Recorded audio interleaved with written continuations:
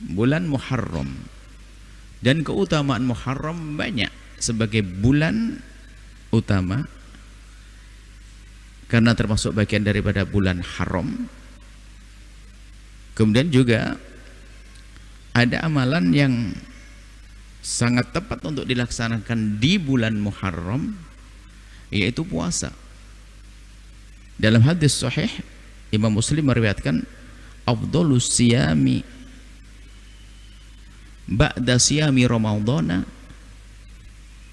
siyamu syahrillahi alladhi tad'unahu muharraman.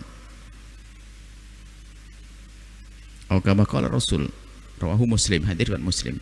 Sebaik-baik puasa setelah bulan Ramadan adalah puasa bulan yang disebut dengan bulan Muharram. Jadi bulan Muharram adalah sebaik-baik waktu untuk berpuasa setelah bulan Ramadan. Dan memang di sana banyak riwayat tentang Nabi puasa bulan Sya'ban, bahkan kana yasumu Sya'bana kullah, hampir puasa bulan Sya'ban semuanya. Tentunya hal yang demikian itu tidak bertentangan. Nabi berpuasa di bulan Sya'ban hampir semuanya, bahkan dalam riwayat Muslim semuanya. Dan di sini disebutkan bahwasanya Nabi menyebutkan paling utama dan tidak bertentangan. Bukan berarti karena Nabi tidak puasa sempurna atau banyak di bulan Muharram lalu bulan Muharram kalah dengan bulan yang lainnya seperti bulan Sya'ban. Tidak, karena Nabi yang menyebutkan. Biarpun tidak ada riwayat bahwa Nabi puasa di bulan Muharram seutuhnya seperti Sya'ban. Sebagian para pensyarah hadis mengatakan bahwasanya riwayat tentang bulan Sya'ban datang sebelum riwayat bulan Muharram. Adapun bulan Muharram datang setelah itu. Dan untuk asal diketahui saja bahwasanya puasa di dalam bulan Muharram itu nanti ada satu puasa namanya puasa Asyura. Dan puasa Asyura itu dulu wajib sebelum adanya puasa Ramadan. Jadi memang Muharram dengan Asyura-nya itu sudah lekat dengan baginda Nabi SAW. Kemudian jadi yang ingin berpuasa di bulan Muharram, puasa dari hari pertama, kedua, ketiga, keempat, kelima, keenam. Yang tidak boleh adalah membawa berita-berita yang belum diseleksi kebenarannya. Mungkin bisa jadi itu riwayat palsu, mengatakan kalau tanggal puasa tanggal 1 ini adalah begini, tanggal 2 adalah begini, tanggal 2 ini. Banyak riwayat-riwayat seperti itu yang banyak, biarpun tidak semuanya, banyak riwayat-riwayat yang palsu. Maka daripada kita salah mengambil, sudahlah cukup dengan riwayat Imam Muslim, sudah cukup itu saja bahwa afdhalus siyam ba'da siyami Ramadan, sebaik-baik puasa setelah puasa bulan Ramadan adalah puasa bulan Muharram. Apakah enggak cukup itu berita dari Nabi supaya kita tidak salah mencomot hadis? Jadi berita tentang keutamaan tanggal 1, 2, 3 keutamaan ini sudah. Tidak usah kita masuk ke wilayah sana karena kita bukan ahlinya, nanti khawatir kita mengambil hadis palsu yang memang bertebaran banyak tentang puasa di bulan Muharram dan banyak riwayat palsu.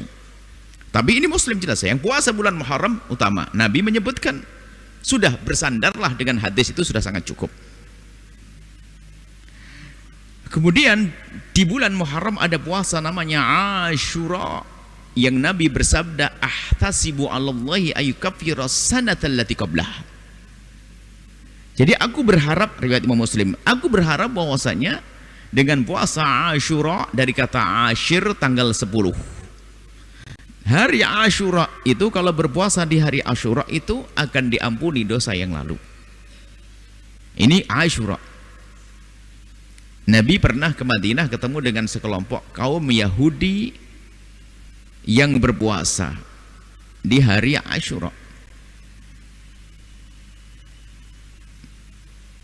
Lalu Nabi bertanya kenapa mereka berpuasa. Hadza yaumun najjallahu fihi Musa wa qaumah.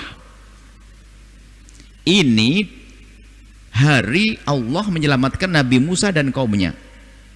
Najallahu Bani Israel min aduwihim, dari musuh mereka, fasomahu. Kemudian Nabi Musa kemudian berpuasa. Itu kisahnya Asyura, itu puasanya Nabi Musa. bersyukur karena diberi kemenangan oleh Allah di hari itu. Maka Nabi mengatakan, ana ahaqqu bi Musa minkum, saya lebih berhak untuk niru, ngikuti Nabi Musa. Lalu Nabi berpuasa. Kemudian di saat Nabi berpuasa, fasamahu, Nabi berpuasa, wa amara nasa bisyam, kemudian orang suruh puasa, ayo kamu puasa Asyura. Di saat Nabi mengajarkan untuk berpuasa Asyura, imannya para sahabat itu kuat banget. Ini kan kebiasaannya orang Yahudi. Hadza yaumun tu'azzimuhul yahud. Ya Rasulullah, ini hari diagungkan oleh orang Yahudi. Lalu kalau kita puasa di hari ini sama dong dengan mereka. Inilah iman di dalam hati. Padahal Nabi sudah memerintahkan, tapi bertanya, nggak ingin menyerupai dengan orang Yahudi. Lalu Nabi menyebutkan dalam riwayat Muslim juga, la imbaqitu ila qabilin la asumanna tasi'a. Kalau seandainya aku hidup tahun depan, niscaya aku akan tambah berpuasa tanggal 9-nya, biar tidak sama dengan orang Yahudi. Maka di samping disunatkan kita Asyura, disunahkan kita untuk mukhalafatul Yahud, berbeda dengan Yahudi, puasa di tanggal 9-nya. Kemudian ada juga riwayat dari Sayyidina Anas, beliau bercerita bahwa Nabi mengatakan, sumu Asyura, berpuasalah engkau di hari Asyura, wa khaliful Yahuda, tapi berbedalah dengan orang Yahudi. Maksudnya jangan khusus tanggal 10 saja. Sumu yauman qablahu wa sumu yauman ba'dahu. Kalau begitu puasalah sebelumnya sehari atau setelahnya, dan setelahnya sehari. Dari tanggal 11. Dari sini Anda disimpulkan para ulama dan a'immah, para a'immah madzhab berbeda pendapat. Termasuk ini kita singgung dari madhab Abu Hanifah, biarpun bukan untuk kita ikuti dalam hal ini. Menurut Imam Abu Hanifah, madhab Abu Hanifah mengatakan kalau mengkhususkan satu hari di Asyura itu makruh. Tapi jumhur mengatakan tidak, tetap sunnah. Barangkali mendengar supaya tahu saja. Jadi menurut jumhur tidak. Kalau kita mengkhususkan tanggal 10 saja tidak makruh. Sunnah dan sangat dikukuhkan. Cuman untuk mendapatkan sunnah di atas kesunnahan adalah sebelumnya sehari, setelahnya sehari. Sehingga Ibnu Hajar Al-Asqalani menyebut ada 3 martabat puasa, kami tambahkan menjadi 5 nanti, menjadi 4. 3 martabat. Martabat tinggi adalah puasa tanggal 9 saja. Kita tidak katakan rendah, wong puasa kok rendah. Martabat tinggi puasa tanggal 10 saja, mohon maaf, tanggal 10 saja martabat tinggi. Lebih tinggi lagi 9, 10. Lebih tinggi lagi 9, 10, 11. Lebih tinggi lagi ditambah di hari-hari yang lain di bulan Muharram. Itu yang keempat. Tinggal pilih mana. Jangan dikatakan puasa Muharram, Asyura nggak tinggi. Tinggi, cuma nanti ada kelebihannya. Asyura ditambah sehari sebelumnya, sehari setelahnya. Seperti disebutkan dari Sayyidina dari riwayat Imam Ahmad ibn Hanbal. Jadi begitu. Maka dari itu sudahlah, yang penting kita tinggal ngamalkan hari ini. Yang ingin puasa dari tanggal 1 silahkan, tapi jangan lupa gongnya adalah tanggal 10. Jangan 1, 2, 3, 4, 5, 6, 9 libur. Nah, ini salah. Kalau pengen libur yang lainnya, yang penting tanggal 10-nya itu. Untuk ditambah tanggal 9 sama tanggal 11. Kalau ternyata tanggal 9, 11 nggak bisa, pokoknya ditambahlah sehari supaya tidak hanya tanggal 10 saja. Itu saja insya Allah. Kemudian jangan mengkhususkan juga, ini adalah tradisi yang kadang merugikan. Sesaat seperti menguntungkan tapi merugikan. Mengkhususkan di bulan Muharram adalah hari anak yatim. Nah ini, sehingga dibuat santunan anak yatim, dibagi-bagi duit 250.000, 200.000. Kalau bulan Muharram kita jadikan gebyar anak yatim boleh, tapi nyantuni anak yatim bukan saja di bulan Muharram. 100.000 setahun, belikan garam, diisep nanti garamnya. Ana wa kafil yatimi kahataini, aku dengan penanggung kehidupan anak yatim seperti ini di surga, kata baginda Nabi. Dekat sekali. ngerawat, bukan santunan setahun sekali. Bolehlah itu sebagai kebiar. Cuman kalau mengkhususkan itu sebagai hari anak yatim harinya setiap hari harus kita perhatikan. Bukan di hari Muharram saja, setiap hari. Mereka butuh makan setiap hari, butuh sekolah setiap hari. Bukan hanya di 10 di hari Muharram saja, apalagi 10, 11 Muharram dan seterusnya. Kemudian anak yatim dijejer, kepanasan, lupa tidak dikasih minum. Apalagi dengar berita bahasanya man ahabba yulayyan qalbuhu falyutni minhu yatiman falyamsah ra'sah. Kalau ingin dilembutkan hatinya, dekatkan anak yatim, usap kepalanya, tapi tidak dilanjutkan, diusap dok kepalanya, pusing kepalanya, kasih duit, kasih santunan. Memang mengusap maknanya kasih sayang dalam hadis tersebut. Tapi harus diperhatikan, memberi makan seperti yang makan, memberi pakan, itu kan lanjutan hadisnya, bukan diusap dok. Diberi pakaian seperti yang kita pakai, diberi makan kita makan, maka akan lembut hatinya. Ini masalah anak yatim, tolong peduli kepada anak yatim, bukan hanya di bulan Muharram. Akan tapi di luar Muharram mereka juga butuh makan, butuh minum, butuh sekolah dan seterusnya. Dan ingat, jangan zalim kepada anak yatim. Yang zalim pada anak yatim, ingat Allah bisa meyatimkan anaknya esok hari. Hati-hati. Jangan zalim kepada anak yatim, Allah bisa meyatimkan anaknya di esok hari. Berkasih sayanglah kepada anak yatim. Mungkin ada sebagian yang kesal dengan anak yatim, katanya nakal anak yatim. Enggak, anak yatim tidak harus nakal. Kalau kita kembalikan, kita lacak, kita rinci, kenapa anak yatim nakal? Oh, anak yatim nakal setelah abahnya meninggal, ibunya kan bingung cari uang. Kemudian sehingga anak itu kurang terawat, ibunya cari uang. Loh kok kenapa ibu cari uang? Karena kita tidak memperhatikan anak yatim. Yang salah tetap kita. Sebab kalau masih ada bapaknya, kan bapaknya kerja, barangkali ibunya masih menjaganya. Tapi sekarang ibunya bekerja, siapa yang jaga dia?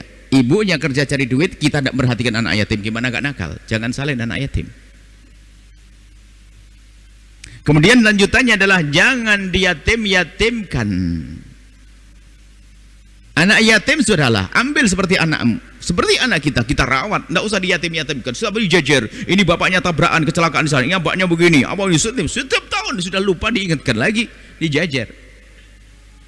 Bahkan kalau perlu mentalnya itu dibesarkan, jangan sampai dia terus stempelnya di jidatnya, yatim, yatim, yatim, spanduk yatim, yatim, yatim. Mohon maaf. Bukan saja kita menjaga zahir jasadnya, jagalah batinnya, perasaannya. Jangan diyatim-yatimkan terus. Oh, ini anak sekolah di tempat yatim itu ya. Oh, di tempat yatim itu ya. Di tempat yatim itu ya. Mohon maaf. Anak yatim hebat dahsyat. Kalau kita jadikan dia untuk mesin uang bagi orang yang berbuat zalim sangat mudah. Siapa yang enggak terenyuh dengan anak yatim? Yang enggak sholat pun terenyuh, orang kafir pun terenyuh. Tapi jahat, yang paling jahat adalah memanfaatkan anak yatim untuk kepentingan dirinya. Dan itu ada. Kalau yang kita membaca kisah pada zaman dahulu sudah ada manfaatkan anak yatim. Karena apa? Di saat kita bercerita tentang anak yatim, orang terenyuh. Apalagi dihubungkan dengan anaknya sendiri, membantu. Bisa jadi ini adalah untuk bantuan anak yatim. Yang kaya ustadznya, anak yatimnya termakan kerupuk, ustadznya paha ayam 3 langsung dimakan. Hati-hati. Anak yatim, sehingga kalau pembahasan urusan anak yatim, yang merawat anak yatim hendaknya orang kaya. Kalau tidak kaya merawat anak yatim boleh, tapi hati-hati. Falyakul bil ma'ruf. Kalau yang makan dengan mereka boleh. Saya fakir, merawat anak yatim, saya boleh makan dengan mereka. Tapi ma'ruf itu ma'ruf artinya uruf, maksudnya sesuai umumnya makan. Dia makan apa, saya makan seperti itu. Atau bil ma'ruf dengan cara yang benar, jangan berlebihan, nanti kalau saya kaya saya ganti lagi. Tetap hati-hati. Jangan labelnya anak yatim di pondoknya, di madrasahnya, di rumahnya, duit banyak, yatimnya nyungsep terus. Anting istrinya double. Hati-hati, ini urusan dengan Allah.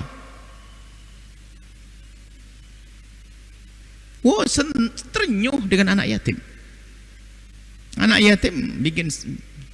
Makanya kalau bisa anak yatim betul-betul kita rawat seperti yang sebenarnya wa kafilul yatimi, mengkafalah, menjamin kehidupannya, sekolahnya, pendidikannya Dan di antara pendidikan yang paling diutamakan adalah pendidikan akhirat. Jangan hanya memberikan pendidikan dunia, tapi tidak diberi pendidikan akhirat. Hei yang merawat anak yatim, hati-hati. Jangan sampai anak yatim hanya Anda pintarkan urusan dunia, lalu tidak kenal Allah. Apa yang terjadi saat itu? Ketahuilah, jika anak yatim itu kemudian dia bodoh, tidak ngerti, tidak punya ilmu, tidak sempat sekolah, kalau dia berbuat jahat paling nyuri jemuran, nyuri mangga. Tapi kalau sudah Anda sekolahkan tinggi-tinggi, tidak Anda kenalkan Allah dan Rasulnya, kalau berbuat jahat apa kira-kira yang dilakukan? Dan itu semua akan ditumpangkan kepada Anda, hei hamba Allah. Jangan hanya mau ngambil-ngambil saja tapi tidak berpikir panjang, merawat, menyantuni, tapi tidak tahu mau dibawa kemana dia, malah tambah dosa. Tapi ingat, kalau Anda serius menghantarkan mereka pada kemuliaan, memuliakan mereka di rumah Anda, maka sungguh Anda mulia bersama baginda Nabi Shallallahu Alaihi Wasallam. Kemudian juga tidak serta-merta Anda bawa ke rumah Anda, akan tapi menjamin kehidupan dia. Bisa saja Anda masukkan ke pesantren, sebuah tempat yang aman. Kalau bawa ke rumah Anda belum tentu aman kok rumah Anda. Anak yatimnya laki, anak Anda perempuan. Bisa saja Anda malah membuat racun di dalam rumah sendiri. Harus waspada ini, jangan asal comot saja. Jadi ada ilmunya ini semuanya. Yang tidak punya ilmu masalah sesat. Dan tidak perlu diadopsi lalu nasabnya dirubah menjadi kita. Enggak.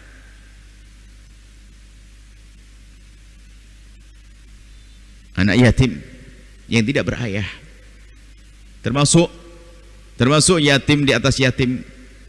Semoga Allah menjaga anak kita dari zina. Semoga Allah menjaga kita dari kehinaan zina.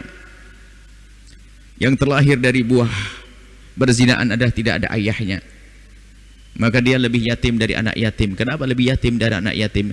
Kalau anak yatim beneran itu bapaknya meninggal dunia, bisa saja ibunya seorang yang sangat solehah, masih bisa merawatnya. Tapi yang lahir dari zina, bisa saja ibunya adalah memang pezina. Ini bahaya. Maka anak yatim lebih dari yatim. Ayo kita rawat. Bahkan kalau jangan sampai dia tahu kalau dirinya adalah dari hasil anak zina. Dia tidak ada ayahnya kok, tidak punya ayah. Semoga Allah menjauhkan kita dari zina, kehinaan zina. Maka hai hamba Allah, syukuri halal yang Allah berikan kepadamu dengan cara menjaga mata kita. Yang belum punya halal segera menujulah kepada yang halal agar pintu haram tertutup.